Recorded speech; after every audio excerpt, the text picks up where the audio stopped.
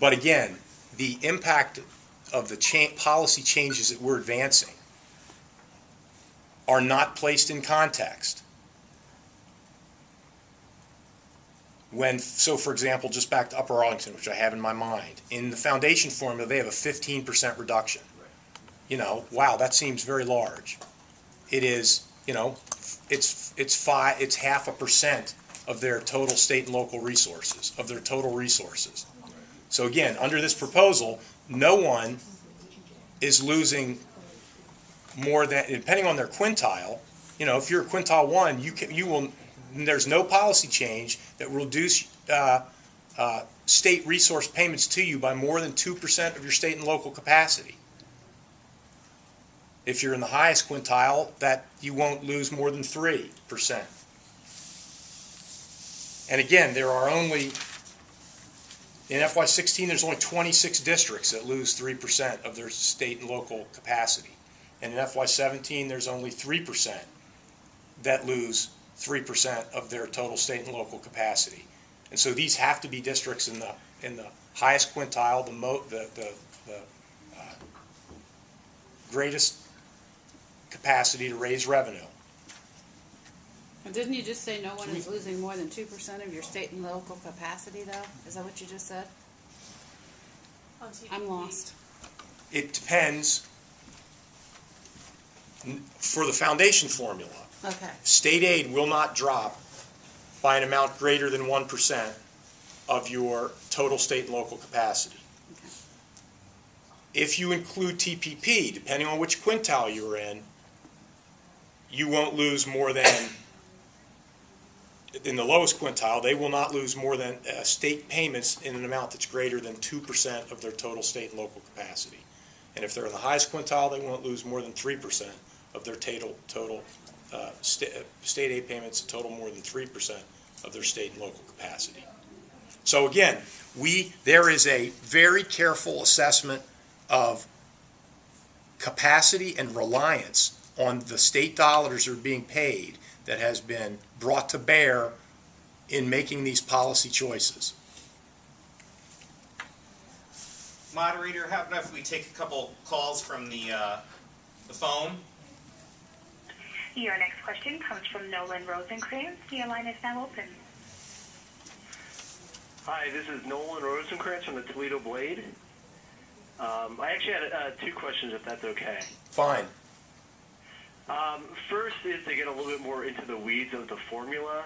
If I recall from 2 years ago when this was first introduced, there were a bunch of different elements that go into it. You know, you get a certain amount of funding based off of the number of special education students you have, based off of gifted students, transportation, etc. And there was that base amount that you got per pupil. Yes, all those are still there. $100 per year. And there was that local capacity part that was based off of your valuations. It sounds like that element in the formula of like the 15 or whatever elements within the formula, that's the only one that really changes this year. Is that accurate? Well, we changed the way income is incorporated into the determination of state share. We changed transportation, and we've changed the guarantee. Now, some of the funding, some of the dollar amounts associated with some of those individual categories changed, but the categories themselves were not changed. But so amounts within those categories did change, like you're giving more money for gifted, you're giving more money for economically disadvantaged students, or special education for selected students? Categories, yes. The core aid amount went up, special ed aid went up, K-3 literacy amount went up, and career tech amount went up. So some of these changes that may be surprising people, maybe because they have alterations within those categories where you get additional aid, like they might have less special education students this year, which was, you know, a sort of boosting point. Is that correct? That is a possibility. Valuation change is a possibility. Student population change is a possibility. Okay. My other question is, you said it and the governor said it, about, you know, the fund balances that some of these school districts have that they can use to tap into. Do you have any concern that you may be pushing school districts to move away from what's generally considered a fiscally responsible practice, which is developing a rainy day fund, developing reserve accounts so that they have something to tap into at hard economic times? We are just pointing out that there are balances, in some cases substantial, that school districts have, and I'm sure the governing bodies of the boards, the school boards, and the superintendents and the treasurers will use appropriate judgment about how those balances should be brought into play. But I mean, generally these school districts are told that it's good to reserve a certain amount from their revenues to, protect them against years when, like several years ago when there were steep drops in local income and state revenues, and you're basically saying draw it down now. I'm not saying that. I am pointing out, well, again, there's 126 districts. I mean, you kind of are saying do it. I mean, you keep on referencing you have fund balances, but then you're saying, oh, well, we're not saying spend it. We are, I think, local school districts and the superintendents will have to make judgments. Our point is there are 126 districts that are losing less than $100,000 on the foundation through the foundation formula. If you have a balance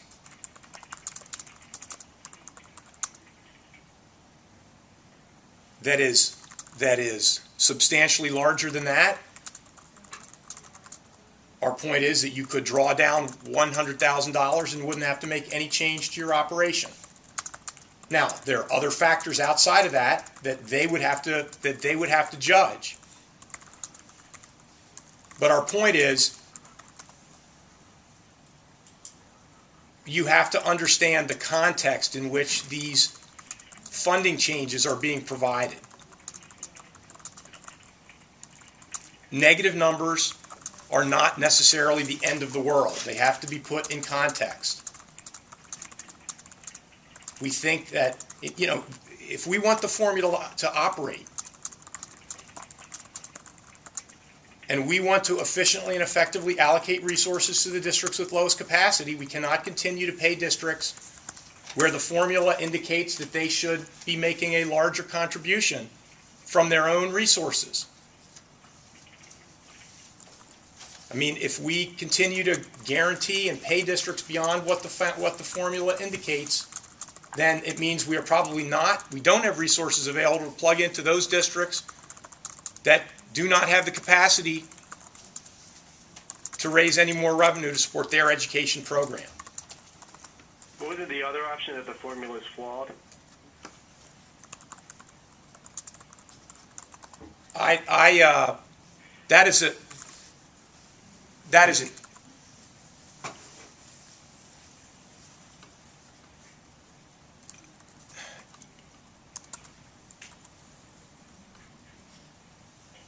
That is a quick and easy answer that is often advanced.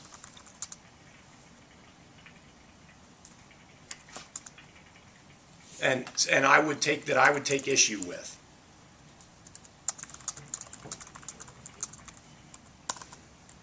Because again, back to my opening comments, if we had the perfect formula in place, the next year there would be negative numbers. And so, gee, it was just perfect, now there's a negative number. And suddenly it's flawed. The nature, these variables are back to my quote.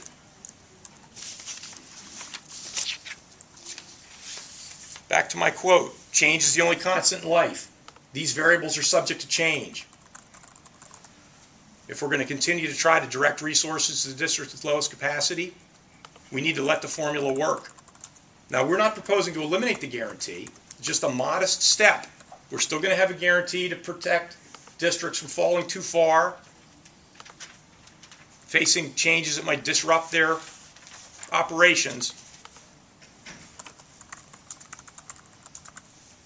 Okay.